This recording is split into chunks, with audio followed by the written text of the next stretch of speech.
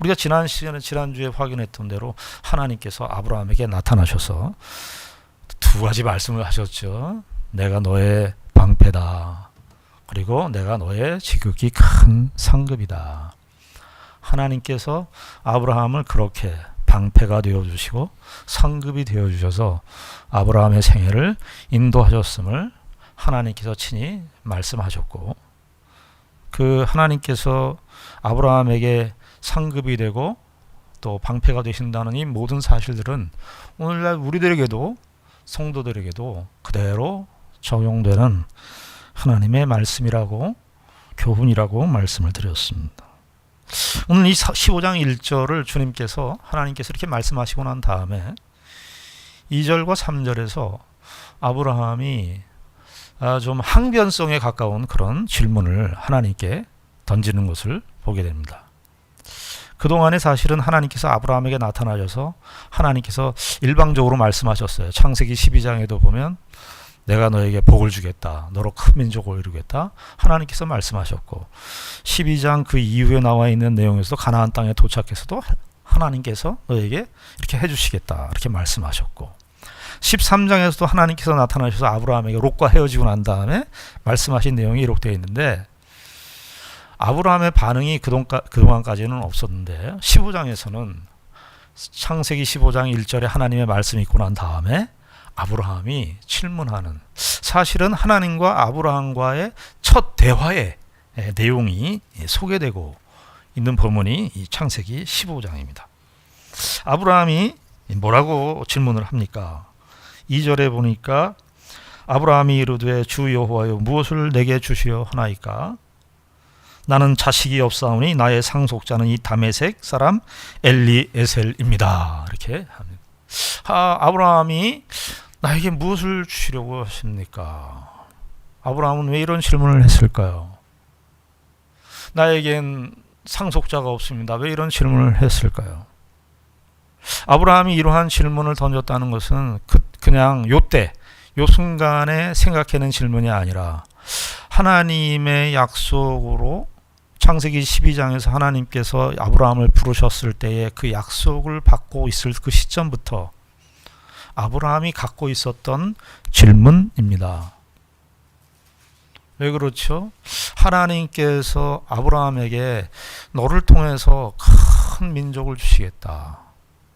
너를 통해서 큰 민족을 주시겠다. 그렇게 말씀하셨는데 그 이후에 이제 아브라함이 75세의 부름을 받고 16장의 사건이 아브라함의 나이 85세 때의 이야기니까 아마 15장의 사건은 한 80세 정도, 일찍 잡아도 한 80세 정도였을 것으로 보입니다.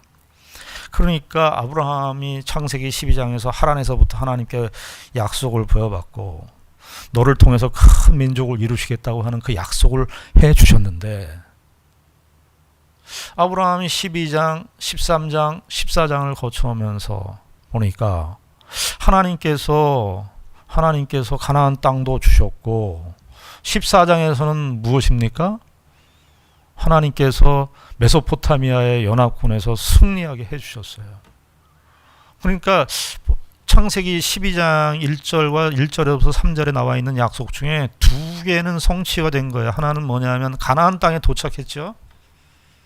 가나안 땅에 도착해서 땅에 대한 약속이 이루어졌고, 14장에서는 그 강대국과의 싸움에서 아브라함의 318인이 승리하는 사건을 통해서 하나님께서 아브라함의 이름을 창대케 하시겠다고 했는데 그 시대의 고대 근방의 그 강대국들 틈 사이에 아브라함의 이름을 정말 창대케 하셨습니다.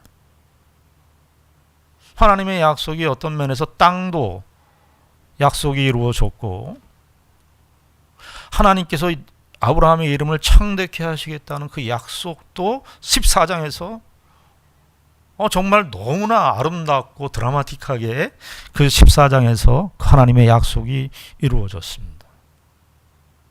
근데 아브라함은 딱 하나의 약속, 나를 통해서 이 하나님의 나라가 완성될 것이라고 하는, 어떤 면에서 땅 또 아브라함의 이름을 창대케 하는 이 내용보다 더 중요한 내용, 하나님께서 나를 통해서 이루시고자 하시는 이 하나님 나라를 어떻게 이어갈 것인가? 어떻게 이어갈 것인가?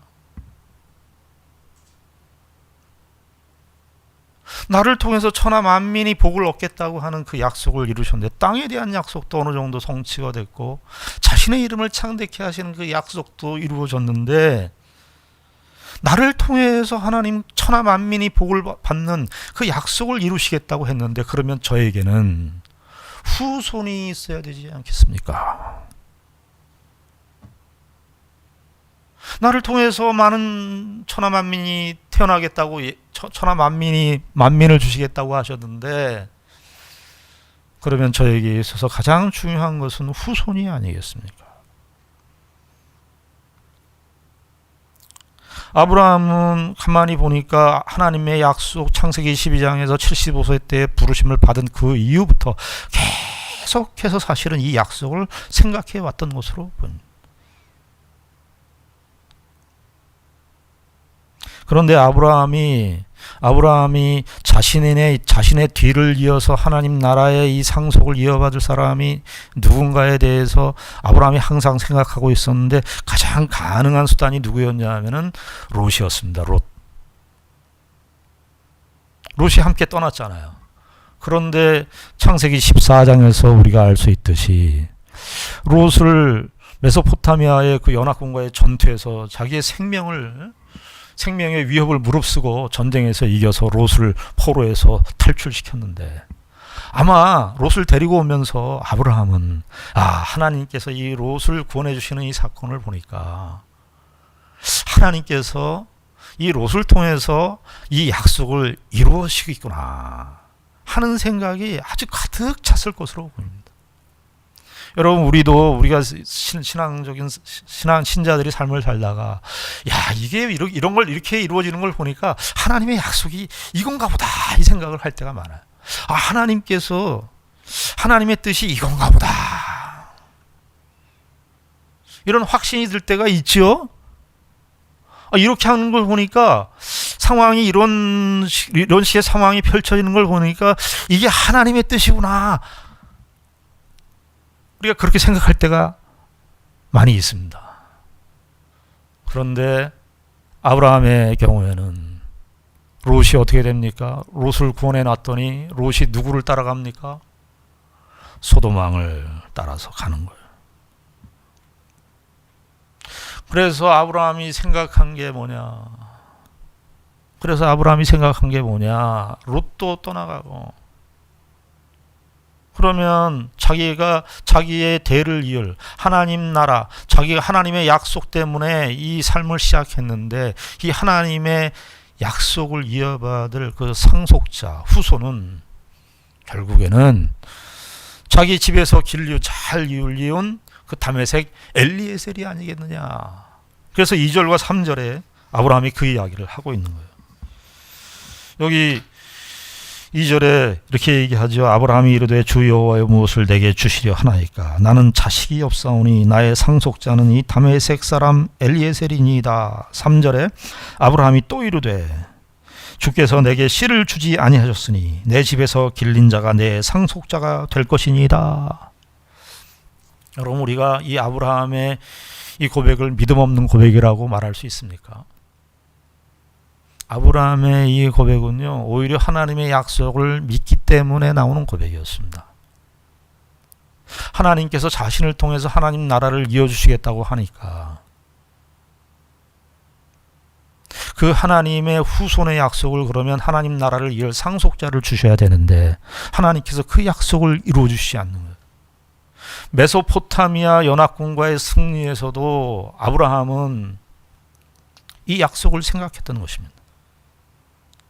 여기 사실은 아브라함이 이렇게 나는 자식이 없사오니, 2절에 나는 자식이 없사오니 이렇게 되어 있는데, 이것은 의역이고요. 직역을 하면은 나는 벌거벗었습니다 이런 뜻이에요.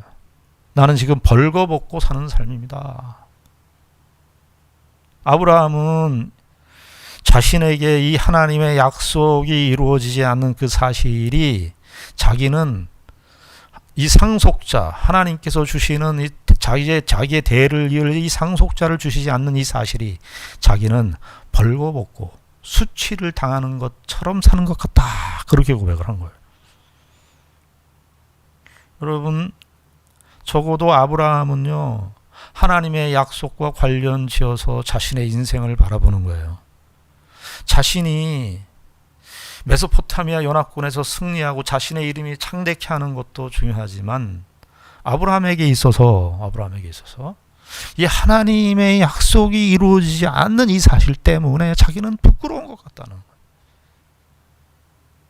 신앙생활하면서 신자들이요, 무엇을 부끄러워해야 됩니까?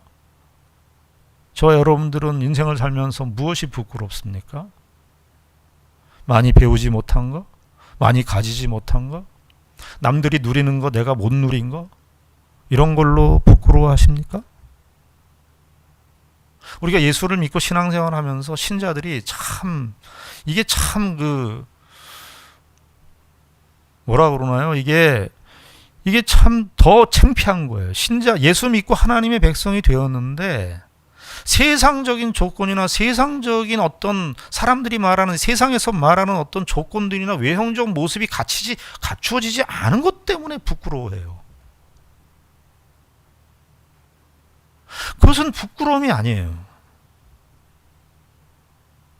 신자들이 정작 부끄러워해야 되는 것은, 수치스럽게 생각해야 되는 것은, 내가 하나님의 자녀로서 하나님 나라를 구하고 하나님의 약속을 따라 사는 삶을 살아가고 있는가, 거기에 부끄러워해야죠. 우린 도대체 예수를 믿으면서 어디에 무엇에 부끄러워하는지 모르겠어요.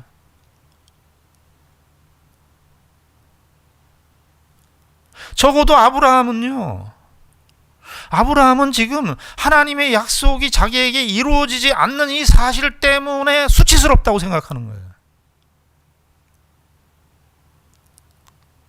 우리가 신앙생활 하면서 하나님의 백성들이 신자로서 우리가 이 세상을 살아가는데, 하나님을 믿는 백성들이 세상 사람들, 예수를 믿었는데 세상 사람과 똑같이 부끄러워하는 걸 같이 부끄러워해. 세상적인 가치 기준과 세상적인 목적이나 세상적인 어떤 목적에 대해서 이루지 못한 것, 그것 때문에 같이 부끄러워해요. 저 사람은 집을 소유하고 나는 집이 없어. 그게 부끄러워. 내가 자식에게 더 많이 못해줘서 부끄러워해요. 예수 믿는 사람들이.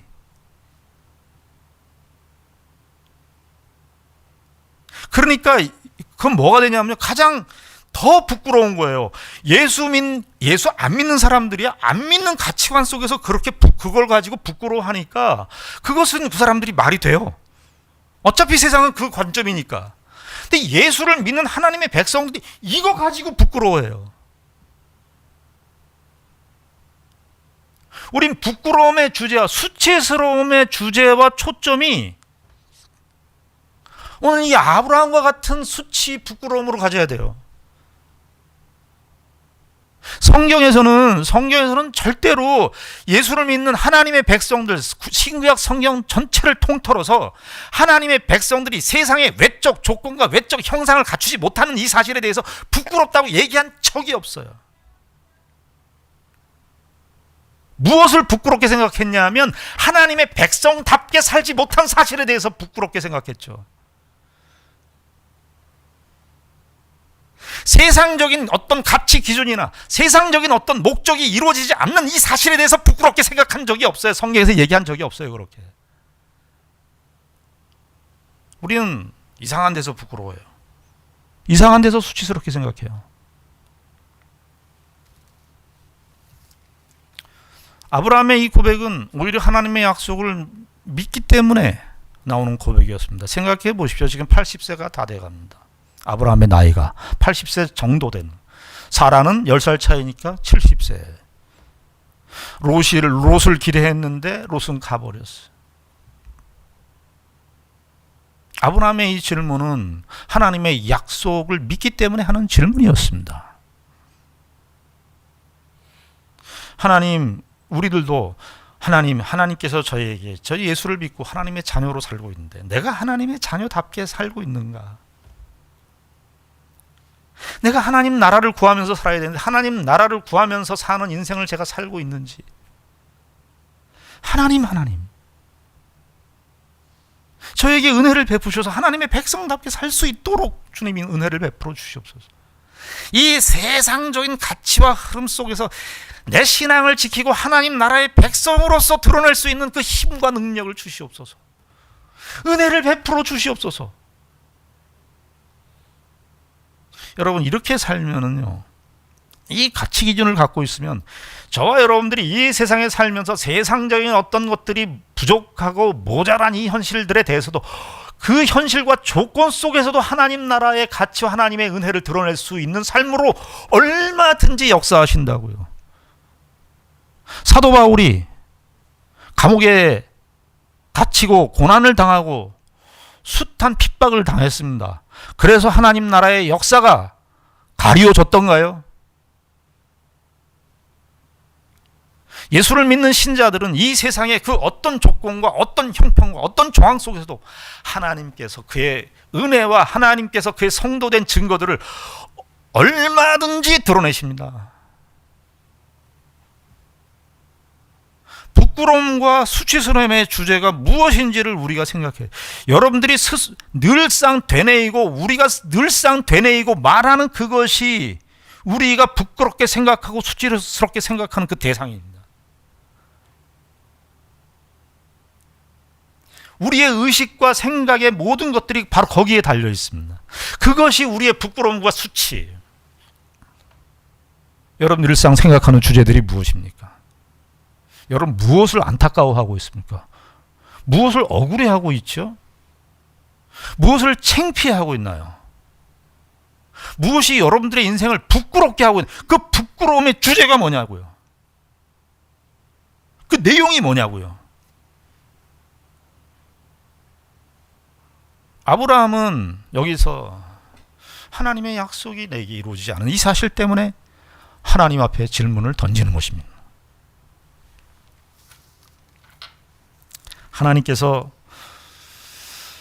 여호와께서 이 아브라함의 질문에 대해서 뭐라고 책망하시나요? 마치 여호와 하나님께서 이 느낌이 뭐냐면 아브라함의 이 질문을 아브라함이 스스로 하도록 기다렸다는 것 같, 기다렸다는 느낌, 그런 인상을 지울 수가 없어요. 아브라함의 생애 속에서 아브라함 스스로 이러한 질문을 할 수 있도록 하나님께서 기다리셨던 것 같아요.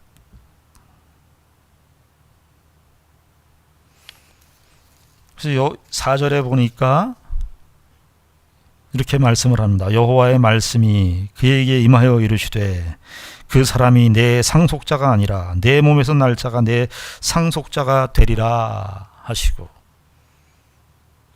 여러분 여기 4절에 있는 이 말씀, 여호와의 말씀이 그에게 임하여 이르시되 그 사람이 내 상속자가 아니라 내 몸에서 날 자가 내 상속자가 되리라, 그렇게 말씀하셨습니다. 다메섹 엘리에셀입니까? 다메섹 엘리에셀을 내 상속자로 삼겠습니다. 거의 확정적인 표현이거든요. 이 아브라함의 표현이. 하나님께서 분명하게 못을 박죠. 여호와께서, 이런 표현이 참 이례적인데, 여호와의 말씀이 그에게 임하여 이르시되, 이게 선지자에게 하나님의 말씀이 임할 때 일어나는 방식인데 하나님께서 엄중하게 하시는 말씀이에요. 그 자는, 다메섹 엘리에셀은 네 상속자가 될 것이 아니고 네 상속자가 아니라 내 몸에서 날 자가 내 상속자가 되리라. 우리가 이 말씀, 4절의 말씀 잘 생각해야 됩니다. 이 4절, 5절, 6절, 7절 말씀 굉장히 중요한 말씀이에요. 엘리에셀이 네 상속자가 되지 않을 것이다 이렇게 얘기하니까 얼른 생각할 때, 하나님께서 아브라함의 상속자, 아브라함의 뒤를 이을 후손은 종 출신은 안 되는구나. 어떤 신분상의 차별 때문에, 신분상의 위치 때문에 하나님께서 아브라함에게 이 다메섹 엘리에셀을 종으로, 후손으로, 상속자로 삼지 않으시는구나, 그렇게 보일 수 있습니다. 그러나 여러분 잘 생각하셔야 됩니다. 하나님은 그런 신분으로 하나님의 약속을 이을 상속자냐 아니냐를 판단하시지 않습니다. 무엇을 통해서 알 수 있냐고요? 여러분 나중에 창세기 이후의 역사를 보십시오. 창세기 30장에 보면 야곱이 두 아내를 얻습니다. 누구를 얻죠? 레아와 라헬을 얻습니다. 근데 그때 야곱을 통해서 이스라엘이라는 이름이 야곱을 통해서 이루어져요. 이스라엘의 민족적인 토대가 사실은 야곱부터 이루어지는데 야곱이 12아들을 낳습니다. 그 12아들들 가운데 레아와 라헬만 있습니까? 그 어머니가 되는 조건 중에 빌하와 실바도 레아의 여종, 라헬의 여종, 요 종을 통해서 12아들이 생겨납니다. 그러니까 이스라엘의 12지파, 이스라엘의 12기둥들을 여종들을 통해서 난 자들을 하나님께서 세우셨습니다. 그러면 우리가 얼른 생각해야 됩니다. 그 말씀에 비추어서 15장에 있는 다메섹 엘리에셀을 하나님께서 배제하신 이유는 그의 신분이 종이기 때문이 아니다라는 것을 일단 확인해야 됩니다. 하나님께서 뭐 주인과 종의 관계 때문에 주인이니까 이렇게 하셨다? 그렇게 말할 수 없습니다. 또 하나 우리가 여기서 배제해야 되는 생각이 있습니다. 내 몸에서 날 자라 그럴 때 그러면 아브라함의 혈연, 아브라함의 혈연적 혈통, 소위 말하는 그 혈통을 따라서만 하나님의 약속을 이을 자가 되느냐 이 생각을 해야 됩니다. 여러분 그러면 우리가 또 정말 아브라함의 이 혈통을 따라서만 하나님의 약속을 이을 자냐 그러면은요 우리는 거기에 약속에 들어갈 수가 없어요. 우리 유대인의 혈통을 따라가야 돼요. 아브라함의 혈통이나 유대인의 혈통을 따라가야 돼요. 그래서 하나님께서 만약에 그러면 내 몸에서 날 자라 그럴 때 그러면 아브라함의 그 혈통이냐? 여러분 이것은 금방 하나님께서 아브라함의 이 혈통을 따라서 이루시겠다고 하는 그것이 아님을 금방 확인할 수 있습니다. 창세기 뒤이어 나오는 16장 17장에 보면 아브라함이 누구를 낳았죠? 이삭을 낳기 전에 이스마엘을 낳습니다. 이스마엘은 누구의 몸에서 난 자입니까? 아브라함의 몸에서 난 자입니다. 아브라함의 혈통을 따라 난 자예요. 근데 이스마엘은 하나님의 약속을 있습니까? 못 씁니까? 못 있습니까? 하나님의 약속을 이을 자가 아닙니다. 이스마엘은 아브라함의 몸에서 태어났는데 아브라함의 혈통을 따라서 태어났지만 이스마엘은 뭐예요?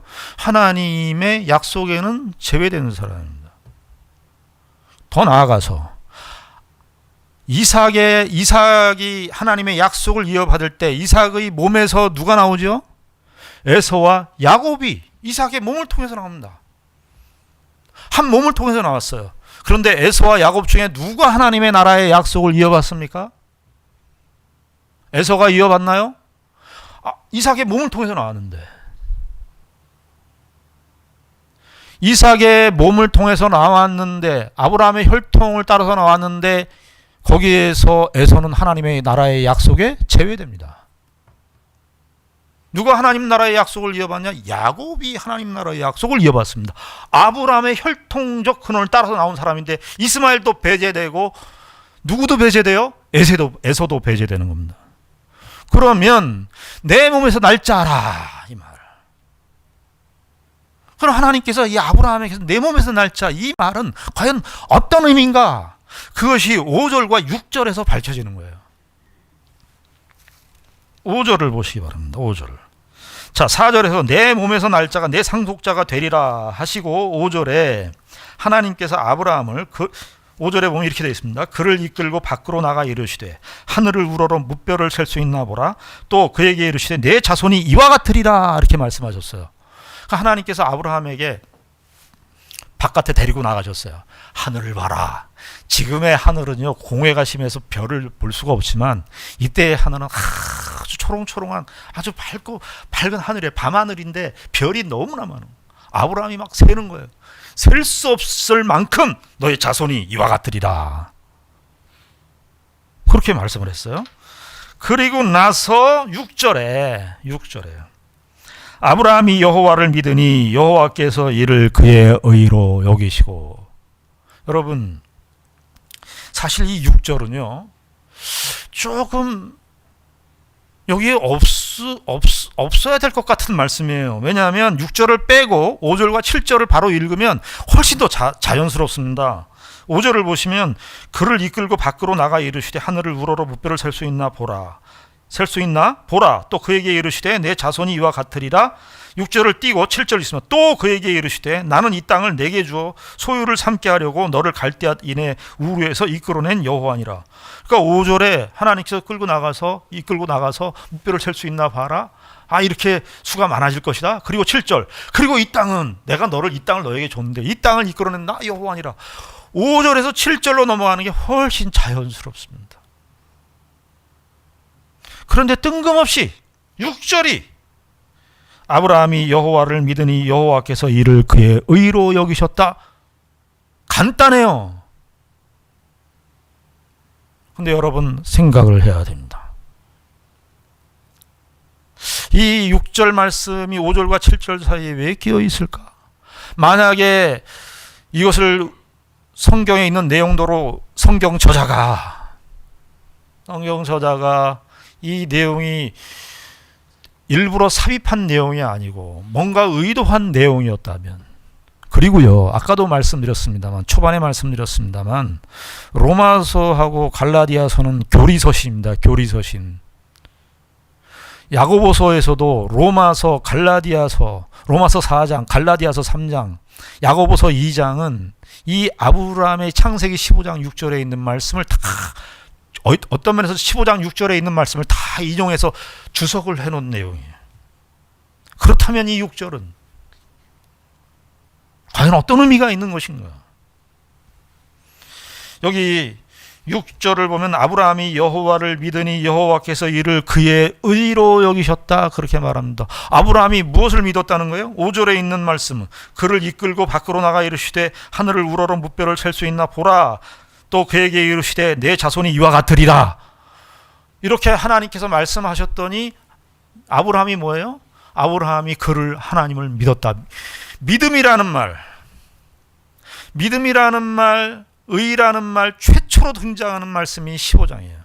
그래서 우리가 일반적으로도 믿음이 좋다, 믿음이 있다 이런 말씀들을 많이 쓰는데 믿음의 믿음의 근원을 따지려고 하면 어느 말씀을 봐야 되느냐? 창세기 15장 6절에 있는 이 말씀을 우리가 봐야 돼요. 그럼 15장 6절에 있는 이 말씀이 무슨 말씀인가? 자, 아까도 말씀드렸듯이 내 몸에서 날짜가 상속자가 될 것이다. 근데 두 가지 사실을 배제하라 그랬어요. 하나는 신분상의 차원 때문에 그런 거 아니다. 그리고 내 몸에서 날짜 혈통적 차원이 아니다. 아브라함의 혈통적 차원이 아니라면 더 다른 차원의 상속자, 더 다른 차원의 더 다른 차원의 어떤 맥락이 하나님 나라의 이 역사에 있어서, 아브라함의 뒤를 이을 역사에 있어서 더 다른 차원의 내용이, 하나님 나라의 상속을 이어받을 그 다른 차원의 내용이 그러면 어떤 내용인가 이야기할 때 바로 이 6절에 있는 말씀, 믿음으로 말미암아 하나님을, 여호와를 믿어서 그 믿음으로 의를 얻게 되는 이 사실, 이 진리를 통해서 하나님 나라의 상속이 이어질 것임을 이 창세기 15장 6절에서 밝혀주고 드러내 보여주고 있는 것입니다. 그러니까 하나님께서 아브라함을 통해서 이루실 하나님 나라의 이 약속은 신분상도 아니고 아브라함의 내 몸에서 날짜니까 혈통도 아니면 그것은 무엇이냐? 그럴 때 바로 6절 말씀이 이어지고 있는 거예요. 하나님 나라의 약속을 이을, 하나님 나라의 약속이 앞으로 계속해서 이 역사선상 속에서 나타날 건데, 그 하나님 나라의 약속을 하나님 나라의 상속을 이을 원리가 무엇이냐? 그것은 하나님을 믿어 의에 이르는 이 방식, 믿음으로 말미암아, 하나님을 믿는 믿음으로 말미암아 의를 얻는 이 방식, 혈통도 아니고 신분도 아니고 하나님을 믿고 그 하나님으로부터 의로 여기심을 받는 이 방식, 이 원리, 이 진리를 통해서 하나님 나라의 약속이 이루어질 것이라고 말하고 있는 것입니다.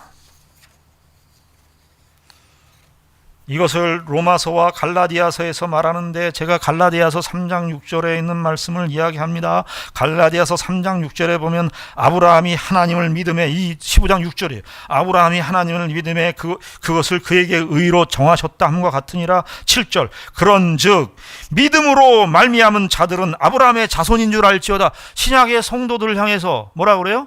믿음으로, 우리가 다 아브라함의 자손이에요. 믿음으로 한 거니까. 그러니까 신약 성경의 갈라디아서 바울의 이 고백과 아브라함 창세기 15장에 있는 이 내용이 다른 내용을 말하는 것입니까? 같은 내용을 말하는 것이에요. 같은 내용.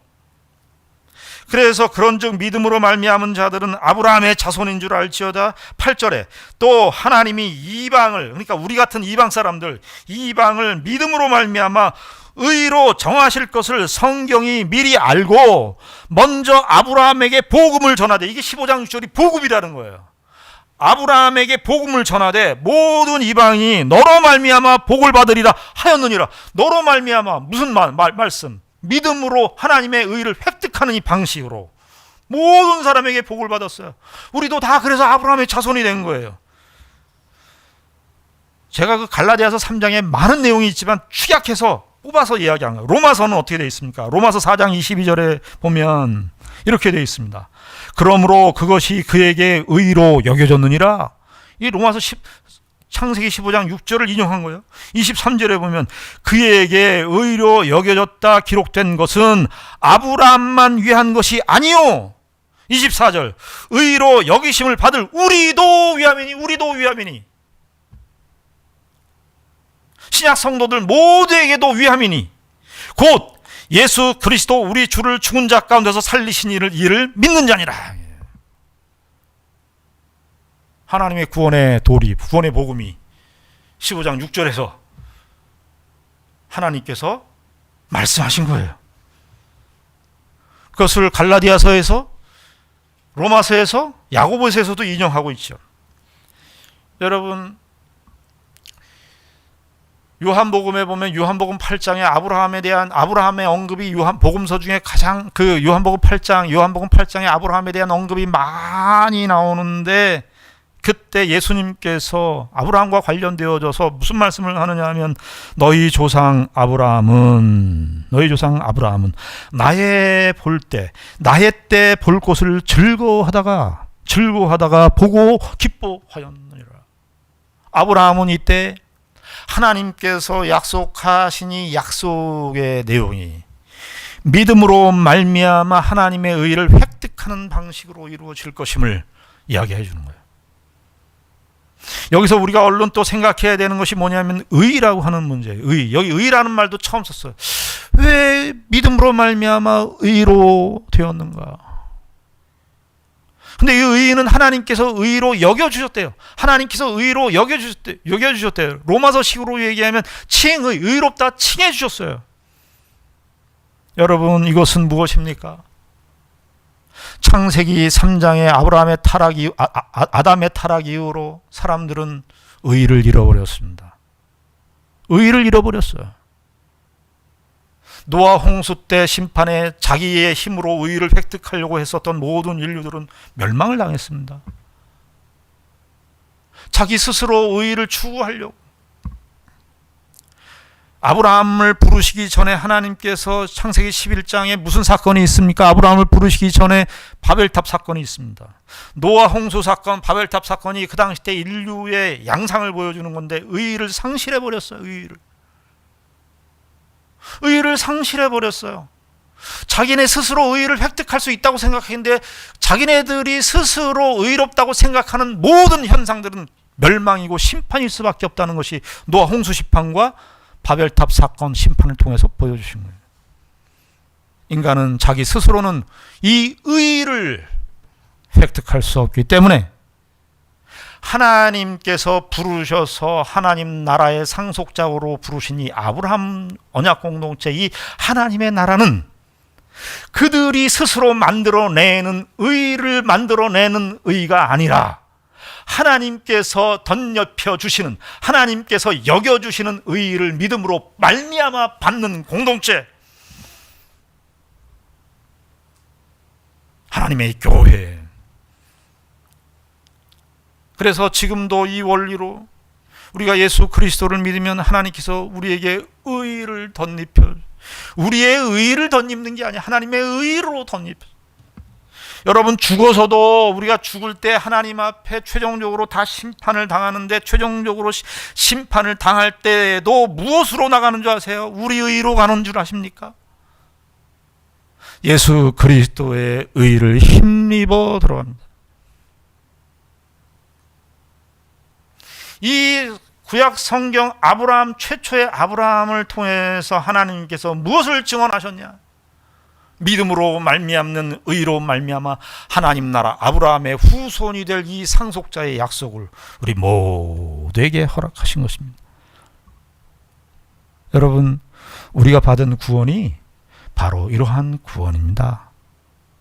예수 믿고 죄인 돼서 당신 구원받으면 천국 갑니다 정도가 아니라, 하나님께서 그 고대의 주전 2000년 전에 아브라함을 통해서 그 믿음의 약속을, 복음의 내용을 이 역사선상 속에 드러내심으로써 오늘 우리에게도 이 아브라함의 복에 참여하는 이 은혜를 우리에게 허락하신 것입니다.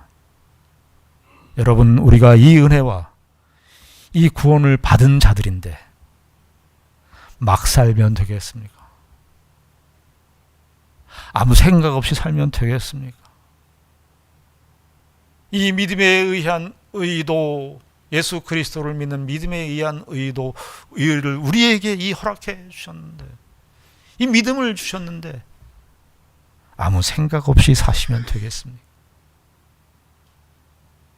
저와 여러분들의 매일매일의 삶이 무엇에 움직여지고 무엇을 따라서 생활해야 되는지, 하나님께서 이 아브라함 때부터 약속하셨던 이 믿음의 원리를 따라서 구원을 받은 자들이요, 구원받은 자답게 하나님의 백성으로 사시는 귀한 은혜가 있기를 바라는 것입니다.